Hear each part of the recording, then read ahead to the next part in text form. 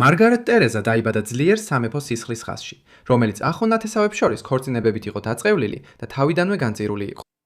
ფოთ 15 წლის ასაკში საკუთარი ბიძის ცოლად გასათხოვებლად გაგზავნეს, მარგარეტ ტერეზა წმინდა რომის იმპერატრიცა გახდა.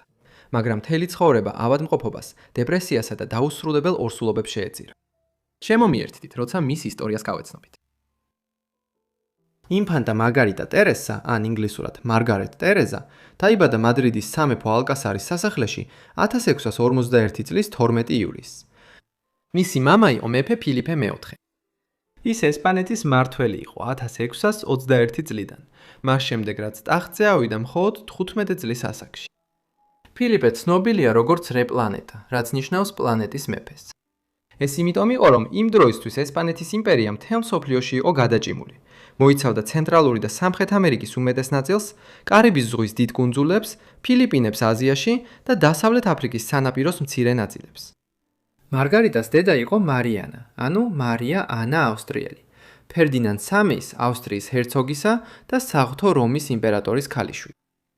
მისი ორივე მშობელი დაიბადა ძლიერ ჰაბსბურგების დინასტიაში, რომელიც შუა საუკუნეებში შვეიცარიისა და ავსტრიის კლდოვან საზღვარზე წარმოიშვა. წლების განმავლობაში ჰაბსბურგებმა ევროპის დიდი ნაწილი დაიპყრეს, მაგრამ ეს ძირითადად სისხლიანი ომებით კი არა. მათ სრულყოფილად აითვისეს ქორწინების ხელოვნება, როგორც ძალაუფლების წყარო. აყალიბებდნენ ალიანსებს, რომლებიც უზარმაზარი იმპერიების ხელში ჩაგდების საშუალებას აძლევდათ. 15 საუკუნის ბოლოსთვის მათ ესპანეთის ტახტი მემკვიდრეობით მიიღეს და ევროპის დაუძლებელ ძალად იქცნენ, ოჯახად, რომლის ძალაუფლებასაც საზღვარი არ ჰქონდა. ჰაბსბურგები მხოლოდ თავიანთი უზარმაზარი იმპერიით არ იყვნენ ცნობილი. ისინი ცნობილი იყვნენ თავიანთი საშიში აკვიატებით ნათესავებში ქორწინების მიმართ. თაობიდან თაობამდე ისინი საკუთარ საგვარეულოში ქორწინდებოდნენ, აძლიერებდნენ ალიანსებს საკუთარი ჯანმრთელობის ფასად. ეს დამახინჯებული ტრადიცია მტკივნეულ გენეტიკურ შედეგებამდე მიიყვანდა, შიგნიდან ანგრევდა მათ დინასტიას. მარგარეტ ტერეზას მშობლები უბრალოდ შორეული ნათესავები არ იყვნენ. ისინი ბევრად უფრო ახლო ნათესავები იყვნენ, ვიდრე ეს ნორმალურად შეიძლება ჩაითვალოს. მისი მამა ოჯახის ესპანური შტოდან იყო, დედა კი ავსტრიული მხრიდან. მაგრამ მათი კავშირი ბევრად უფრო ღრმა იყო, რადგან სამეფო ინცესტის შემაძრწუნებელი მაგალითით ისინი ბიძა და დიშვილი იყვნენ. მარგარეტის მშობლების შემაშფოთებლად ახლო ნათესაობა მათ ძვირი დაუჯდათ. მათი 5 შვილიდან 3 ჩვილობაში გარდაიცვალა. ხოლო 2 გადარჩა, მარგარეტი და მისი უმცროსი ძმა კარლოსი, რომელიც ინგლისურად ჩარლზად არის ცნობილი. მაგრამ გადარჩენა ხსნას არ ნიშნავდა.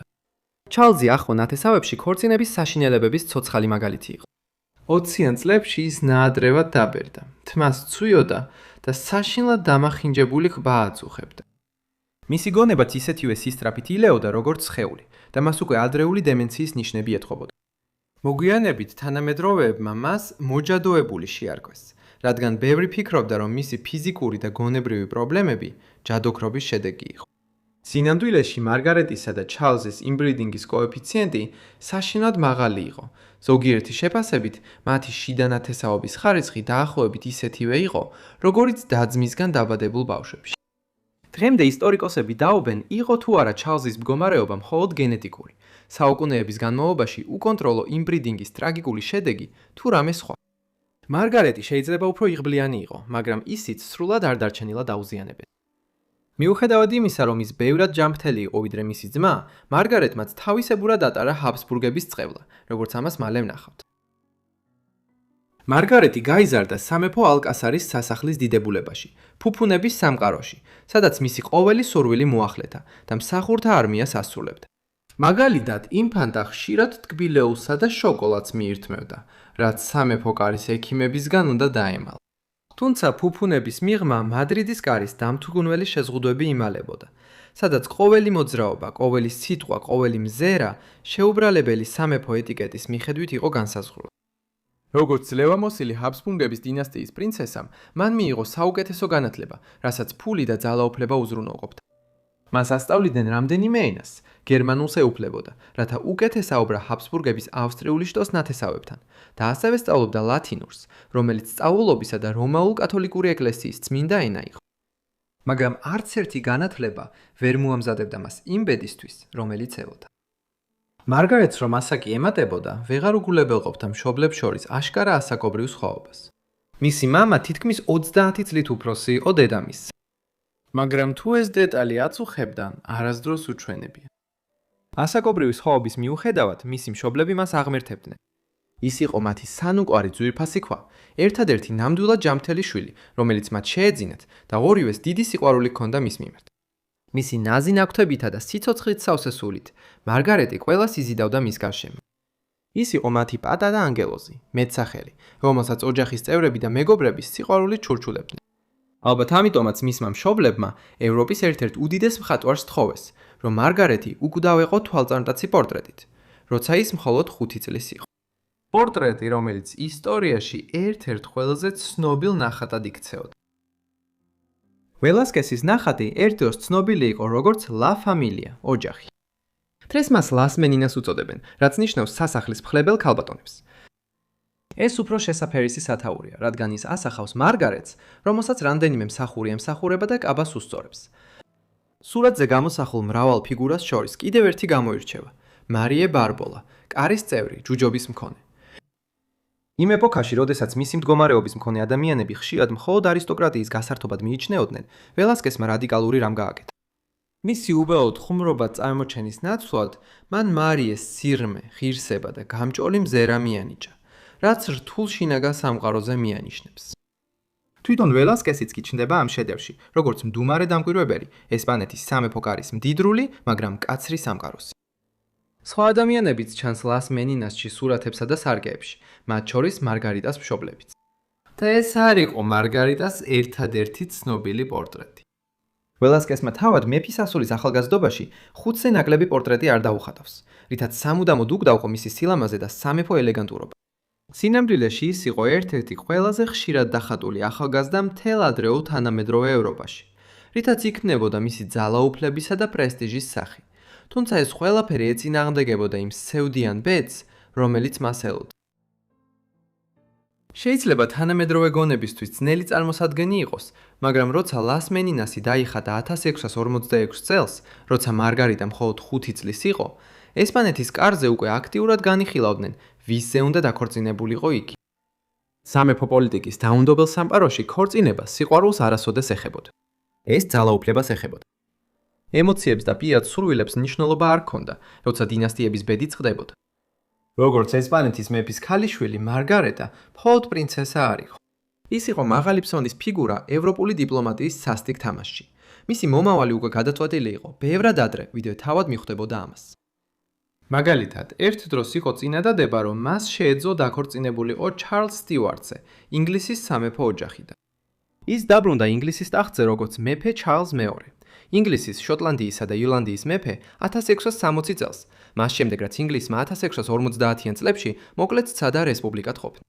ასეთი ქორწინება გამოყენებული იქნებოდა იმისთვის, რომ შექმნილიყო მოულოდნელი ალიანსი ინგლისთან იმ დროს, როდესაც საფრანგეთი და ესპანეთი დასავლეთ ევროპის ბატონობისთვის მძაფრი მეტოქეები იყვნენ. საბოლოოდ ჩარლზმა ამის ნაცვლად 1662 წელს პორტუგალიელი პატარძალი კატარინა ბრაგანზელი შეირთო ცოლად.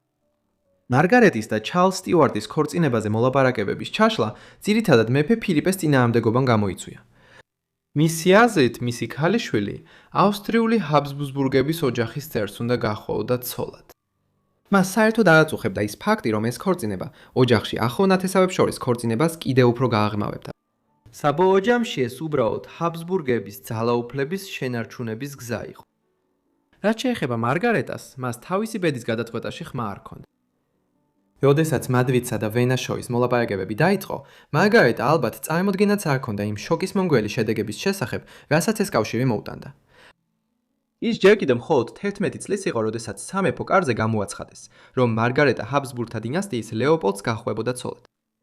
როგორც მისი დედა მანამდე, მარგარეტაც ახლა განწირული იყო გაეგრძელებინა ჰაბსბურგების ინცესტური ტრადიცია და უნდა დაქორწინებულიყო ძალიან ახლო ნათესავზე, კაცზე, რომელიც ერთდროულად მისი ბიძაც იყო და ბიძაშვილიც. ლეოპოლდი მისი დედის უმცროსი ძმა იყო და 1650-იანი წლების ბოლოს სწრაფად გახდა ავსტრიის არქიდუკი, უნგრეთის, ხორვატიისა და ბოჰემიის მეფე, ასევე წმინდა რომი და რომის იმპერატორი. თუნდაც ადრეული ახალი დროის ევროპაში არსებობდა გარკვეული სტანდარტები იმის შესახებ, როდის იყო ბავშვი საკმარისად დიდი ქორწინებისთვის. მარგარეტა 1663 წლის დასაწყისში დანიშნეს თავის ბიძასთან, მაგრამ იმ დროს ის ქორწინებისთვის ძალიან პატარა ჩაითვალა. ამის ნაცვლად, მხოლოდ 1666 წლის აპრილში, როცა მარგარეტა უკვე თითქმის 15 წლის ხდებოდა, მან მადრიდი დატოვა და ვენაში გაემგზავრა. შემდეგ 6 თვიანი მოგზაურობა გაიმართა და ესპანეთის სამეფო დელეგაცია ვენაში მხოლოდ 1666 წლის დეკემბერში ჩავიდა. ქორწინების ცერემონია რამდენიმე დღეში 12 დეკემბერს გაიმართა. ეს იყო გრანდიოზული ღონისძიება, რომელსაც ესწრებოდნენ ევროპის არაერთი ყველაზე გავლენიანი გვირგვინოსანი და მაღალჩინოსანი. ხარჯებზე არავინ დაზოგა. და დიდებულება ამით არ დასრულებულა. საზეიმო ღონისძიებები მთელი 1667 წლის განმავლობაში გრძელდებოდა. თუმცა ამ ბრწყინვალების მიღმა ბნელი ბედი უკვე ვითარდებოდა. ვინაში ცხოვრება უცნაური იყო და ზოგჯერ რთული მარგარეტისთვის. უპირველეს ყოვლისა, მას და მის ახალ ქმარს უცნაური ქორწინება ჰქონდათ. შეიძლება თანამედროვე ადამიანებისთვის ეს გასაკვირი იყოს, მაგრამ ისინი არ ცდილობდნენ უგულებელეყოთ, რომ ახლოს სისხლით ნათესავები იყვნენ. ის სინამდვილეში ბიძას ეძახდა მას. ამ არაორდინარული სიტუაციის მიუხედავად, ისინი მაინც კარგად ურთიერთობდნენ. მათ ერთნაირი ინტერესები ჰქონდათ, მათ შორის ხელოვნება და მუსიკა. და ლეოპოლდი ყველაფერს აკეთებდა იმისთვის, რომ მარგარეტს ახალ გარემოში თავი კომფორტულად ეგრძნო. ასევე ჩვეულებრივი იყო ისეთი სამეფო ოჯახის წევრებისთვის, როგორც მარგარეტია, რომ როდესაც ისინი ტოვებდნენ სამშობლოს და უცხო მმართველზე ან პრინცზე ქორწინდებოდნენ, თან მიყავდათ თავიანთი ძველი მსახურები.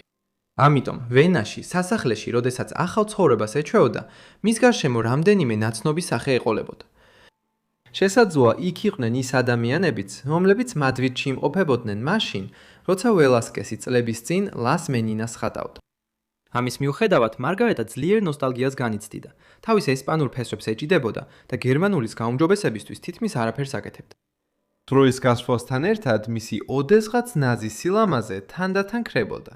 კანი უფერულდებოდა, სახის ნაკვთები უფრო დაღლილი ხდებოდა და ჰაბსბურგებისათვის დამახასიათებელი ხმა უფრო გამოკვეთილი ხდებოდა. ქორწინებას სხვა მხრივაც ჰქონდა პრობლემები.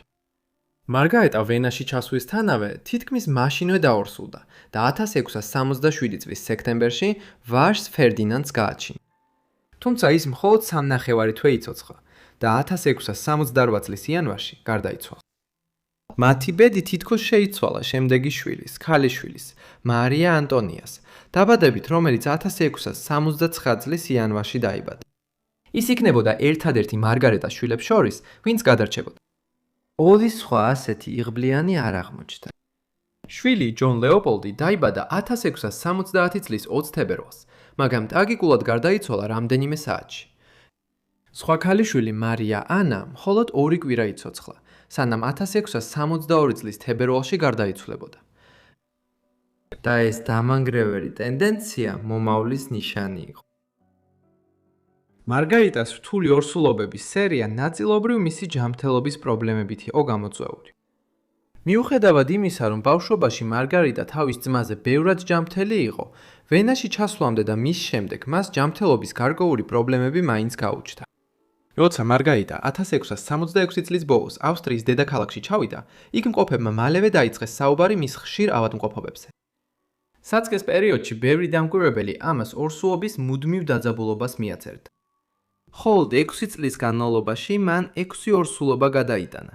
მათ შორის 4 ბავშვი ცოცხლად დაიბადა, ხოლო 2 მუცლის მოშლით დასრულდა, რაც ყოველ ჯერზე უფრო სუსტსა და დეპრესიულს ტოვებდა. მაგრამ დროის გასვლასთან ერთად აშკარა გახდა, რომ აქ უფრო ბნელი რამ ხდებოდა. მარგარეტი ხშირად საწოლიდან ვერ დგებოდა, მაშინაც კი როცა ორსულად არ იყო. ექიმებმა მას გაუდიდებული ფარისებრი ჯირკვალი დაუდგინეს, მაგრამ მე-17 საუკუნეში მკურნალობა არ არსებობდა და მისი მდგომარეობა მხოლოდ უარესდებოდა. მარგარეტისთვის ყველაფერი მართლაც ცუდად წავიდა 1673 წლის ადრეულ გაზაფხულზე. მას 3 კვირის განმავლობაში მუცლის ძლიერ ტკივილები აწუხებდა. შემდეგ სიცხეც დაეწყო. არსებობს დოკუმენტები, რომლებიც ამ პერიოდში ვენაში სამეფო კარზე მყოფმა უცხოელმა ელჩებმა დაწერეს და ისინი მიუთითებენ, რომ ბევრი ადამიანი სერიოზულად შიშობდა, რომ ის მოკვდებოდა. მარტის დასაწყისში მას სუნთქვის გაძნელება დაეწყო, ხოლო 10 მარტს მისთვის უკანასკნელი აღსარების მისაღებად და ზიარების მისაცემად მოძღვარი გამოიძახეს. ხოლო 2 დღის შემდეგ 12 მარტს მარგარეტა 21 წლის ასაკში გარდაიცვალა. ავტოპსიამ გული მონგვლელის სიმართლე გამოავლინა. მისი გარდაცვალების დროს მარგარეტა კიდევ ერთ ვაჟს ატარებდა. მისი ტრაგიკულად შეწყვეტილი ცხოვრება დასრულდა ვენაში, იმპერიულ კრიპტაში, სადაც იგი დაკრძალეს. ერცჰერცოგინიის და წმინდა რომის იმპერატრიცის გარდაცვალებამ ავსტრიის კარზე გრძელი გლოვის პერიოდი გამოიწვია. სამგლოვიარო ცერემონიები კვირების განმავლობაში გაგრძელდა და აპრილშიც გაგრძელდა. ლეოპოლდი თავისი ცოლის ნაადრევი გარდაცვალებით განადგურებული იყო. თუმცა ეს არ შეუშლია ხელი, რომ წლის ბოლომდე კვლავ დაქორწინებულიყო. მისი ახალი ცოლი იყო არქიდუქსინია კლაუდია ფელიციდა, ავსტრიელი, ჰაბსბურგების ტიროლის შტოს წევრი. მაგრამ ლეოპოლდისთვის ეს ქორწინება სიყვარულზე არ იყო, ეს გადარჩენაზე იყო. დინასტიური თამაში უნდა გაგრძელებულიყო და სასწრაფოდ მეტი მემკვიდრე იყო საჭირო. სასურველია ვაჟი, რათა ჰაბსბურგების მმართველობა გაგრძელებულიყო. მარგარეტას გარდაცვალების შემდეგ ესპანეთის ტახტზე მისი უფლებები მის ერთადერთ გადარჩენილ ქალიშვილს, მარია ანტონიას გადაეცა. როდესაც თავად მარია ანტონია 1692 წელს გარდაიცვალა, მისი უფლებები მის ერთადერთ გადარჩენილ ვაჟს, ბავარიის პრინც იოსებ ფერდინანდს გადაეცა. თუმცა იოსებ ფერდინანდის ნაადრევი გარდაცვალება 1699 წელს და მეფე კარლოს მეორეის მემკვიდრის არყოლა მემკვიდრეობის კრიზისს გამოიწვევდა. ამან ესპანეთი და მთელი ევროპა სასტიკ ომში ჩააგდო, რომელიც თითქმის 15 წელი გაგრძელდა. კრიზისი, რომელიც შესაძლოა თავიდან აეცილებინათ, რომ ჰაბსბურგებს საკუთარი თავი შიგნიდან არ დაენგრიათ ინცესტური პრაქტიკების გამო. დიდი მადლობა ყველას, რომ უყურეთ ამ ვიდეოს. ესპანეთის მარგარეტ ტერეზაზე. იმედი მაქვს თქვენთვის საინტერესო იყო. მომწერეთ კომენტარებში, რას ფიქრობთ ვიდეოზე და თუ გაქვთ რაიმე შემოთავაზება, ისიც დაწერეთ ქვემოთ კომენტარებში. იმედია თქვენ გამოწერილი გაქვთ ჩემი არხი და ჩართული გაქვთ შეტყობინებები, რომ ჩემი ყველა ვიდეოს შესახებ მაშინვე გაიგოთ როგორც კი ავტვირთავ. ყოველ შემთხვევაში სულ ეს იყო ჩემგან, ასე რომ გნახავთ შემდეგ დავიწყებული ცხოვრებების ეპიზოდში. მადლობთ.